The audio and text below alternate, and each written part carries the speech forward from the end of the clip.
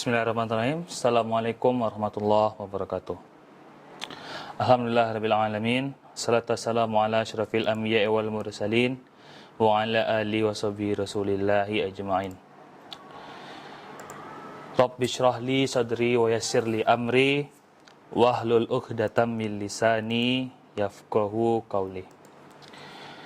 Pertama-tama, marilah kita panjatkan puji dan syukur kita kehadirat Allah Subhanahu wa taala karena atas berkat rahmat dan hidayahnya yang telah Ia berikan kepada kita sehingga kita dapat menjalankan aktivitas kita sesuai dengan keadaan kita masing-masing dengan kondisi yang normal di tengah pandemi yang melanda saat ini. Salam dan salam tak lupa pula kita hadiahkan kepada Nabi junjungan alam Nabi besar Muhammad sallallahu alaihi wasallam dengan melafazkan Allahumma salli ala sayyidina Muhammad wa ala ali sayyidina Muhammad. Baik, pada kesempatan kali ini izinkanlah saya untuk menyampaikan sebuah ceramah singkat yang berjudul Kurban. Kurban ialah ibadah yang dilakukan dengan cara menyembelih hewan ternak atau binatang ternak yang bisa dikurbankan pada tanggal 10 Zulhijjah yang bertepatan pula dengan hari raya Aidil Adha. Kemudian dilanjutkan dengan menyembelihkan hewan kurban pada tanggal 11, 12, dan 13 Zulhijjah atau yang kita kenal dengan nama hari Tasyrik. Sejarah mulanya berkurban ini sudah digoreskan dalam sejarah pada awal kehidupan manusia, yaitu pada masa Nabi Adam alaihissalam sudah ada pengorbanan yang dilakukan oleh kedua orang anak laki-lakinya, yaitu Qabil dan Habil. Pengorbanan ini mereka lakukan untuk memperebutkan siapa yang berhak untuk menikahi saudara perempuan yang cantik, yaitu yang kelima. Namun sayangnya, peristiwa pengorbanan ini pula menjadi buntut atas pembunuhan pertama di muka bumi ini.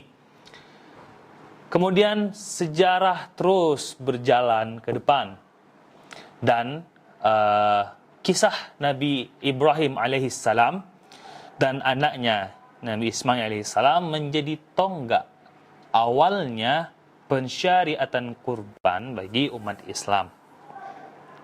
Seperti yang telah kita ketahui bersama bahwa sebelum Nabi Ismail alaihissalam dikorbankan oleh Nabi Ibrahim alaihissalam, terlebih dahulu Nabi Ibrahim ini mendapatkan mimpi dari Allah Subhanahu wa taala. Mimpi ini berlangsung hingga dalam suatu riwayat 3 hari berturut-turut, sehingga membuat Nabi Ibrahim ini bimbang dan bertanya kepada Nabi Ismail, apakah engkau siap untuk dikorbankan wahai anakku? Kata Nabi Ismail, tentu ayah, jika ini datangnya dari Allah maka aku akan melaksanakannya. Kemudian setelah datang harinya untuk menyembelih Nabi Ismail, pada saat ia dibaringkan dan kemudian Nabi Ibrahim mulai memotong yang katanya itu Nabi Ismail, dengan cepat Allah Subhanahu wa taala memerintahkan malaikat Jibril untuk mengganti Nabi Ismail yang telah terbaring dengan seekor kibas yang gemuk. Kemudian Nabi Ibrahim pun telah menyembelihnya dan secara terkejut dia melihat Nabi Ismail telah ada di sampingnya, dan yang terbaring di tempat penyembelihan itu bukanlah lagi Nabi Ismail, melainkan seekor kibas. Nah, dari sini muncullah awal dari pensyariatan pemotongan hewan kurban yang pada saat itu bertepatan dengan tanggal 10 Dzulhijjah. Makanya pada setiap tanggal 10 Dzulhijjah kita merayakannya dengan berkurban. Selanjutnya, apa sih hukum berkurban bagi umat Islam? Menurut sebagian jumhur ulama, hukum berkurban ini jatuhnya adalah sunnah muakkadah. Sunnah yang sangat dianjurkan.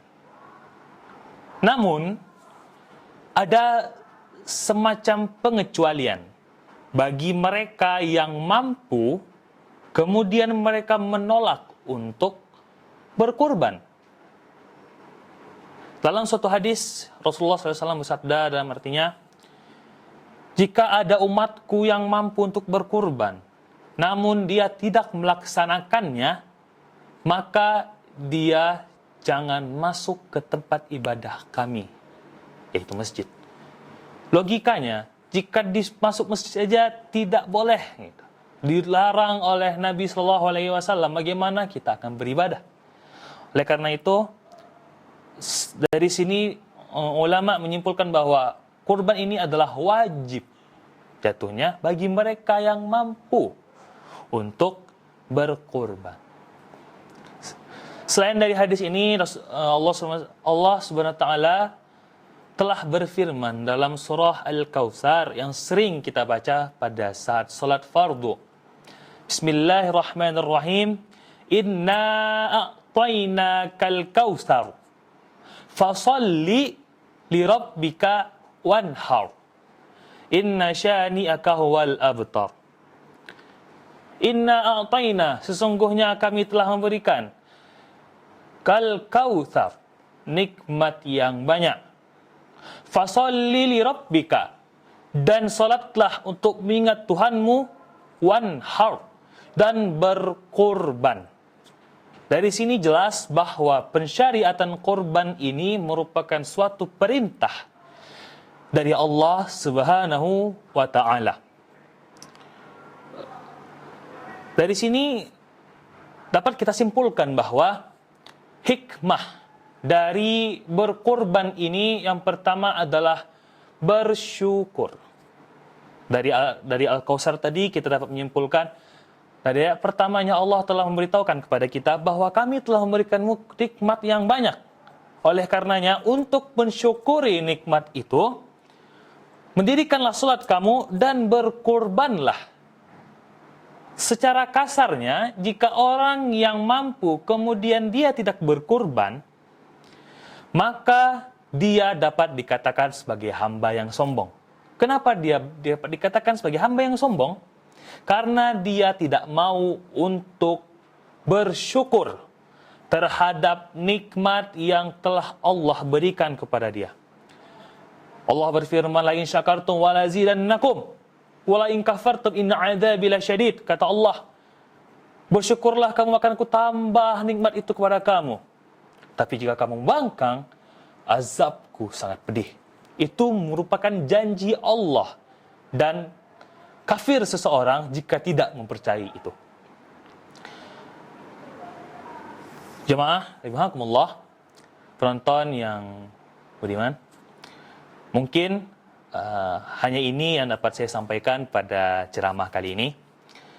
Yang benar datangnya dari Allah Subhanahu wa taala, dan yang salah datangnya dari diri saya sendiri. Akhirul kalam, wallahu muwaffiq ila ahwamit thariq. Assalamualaikum warahmatullahi wabarakatuh.